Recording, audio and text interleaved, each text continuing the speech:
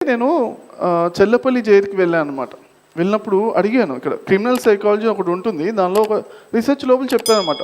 100కి 33% మంది జైల్లో ఉన్న వాళ్ళు క్రిమినల్స్ అసలు క్రిమినల్స్ కాదు. వాళ్ళకు ఒక్క సెకండ్ కోపం తనకు తెలియకుండా ఒక సెకండ్లో అలా నెట్టేశారు అంతే. అలాంటి వాళ్ళే 33% ఉంటారు అని చెప్పారనమాట. అంటే ఒక ఎగ్జాంపుల్ చెప్పారనమాట. ఒక ఆమె భార్య, ఓకే, 30 సంవత్సరాల నుంచి భార్యాభర్తలుగా ఉంటున్నారు. అంటే పెద్ద వయసులో వాళ్ళు, 60 దాటిన వాళ్ళు అనమాట, 60, 70sలో ఉన్నవాళ్ళు. అయితే ఆయన తినుకుంటూ, మళ్ళీ కూరలో ఉప్పు ఎక్కువ వేసావు కదా, నీకు అసలు ఎప్పుడు ఎంత వేయాలో తెలియదు అని క్యాజువల్, పెద్దవాళ్ళు కదా, జోక్గా అనేస్తారు. అనేస్తే ఆమె వెనకాలే పెరుగన్నం పట్టుకొస్తుంది, లేకపోతే చారో పట్టుకొస్తుంది. ఓకే, తన కోపం వచ్చింది, చేతిలో ఉన్న జస్ట్ నెత్తి మీద వేసింది అంతే. కోపం, ఒక్క సెకండ్ కోపమే. ఆమెకి ఏమనిపించింది, 30 సంవత్సరాలు నేను కష్టపడి చేస్తున్నా, ఒక్కరోజు కూడా పొగడలేదు, నన్ను ఎప్పుడు తిడుతూ వంక పెడుతూనే ఉన్నాడు అని ఆమెకు మాయ చెప్తుందో చెప్పదా? ఏ రోజు ఇలా చేయలేదు, కోపం వచ్చేసింది. చేతిలో ఉన్నది జస్ట్ అలా వేసి ఆయన పాపం అక్కడే చనిపోయాడు.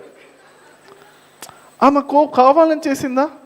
చేయలేదు. ఆమె సభ్య సమాజంలో మామూలు వ్యక్తి, 60-70 years వరకు నార్మల్గా బతికిన వ్యక్తి, పెద్ద ఆవిడ. కానీ ఒక్క సెకండ్లో తన ఆ కంట్రోల్ కోల్పోయిందనమాట.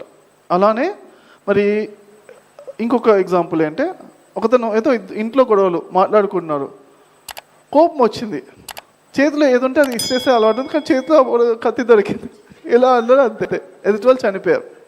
అయితే ఇలాంటివి ఎన్నో సిచ్యువేషన్స్ ఉంటాయి క్రిమినల్స్ లోపల. అంటే నేను అడిగాను అనమాట, చెల్లపల్లి జైల్లోకి వెళ్ళి అడిగాను, ఎంతమంది అనుకోకుండా ఒక సెకండ్ కోపం వల్లనే మీరు జైలుకి వచ్చారు?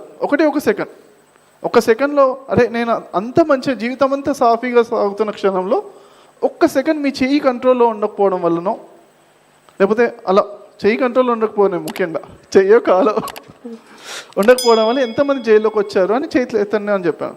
అప్పుడు దాదాపుగా 40 మంది చేతులు ఎత్తారు. అంటే నిజాయితీగా ఒప్పుకొని చేతులు ఎత్తారు. అంటే ఎంతమంది ఉంటారనమాట. అలాంటి మెయిన్ జైలు లోపల కూడా, చెల్లపల్లి అంటే మెయిన్ జైలు, మామూలు చిన్న జైలు వేరు, పెద్ద క్రిమినల్స్ని అక్కడ పంపిస్తారు కదా.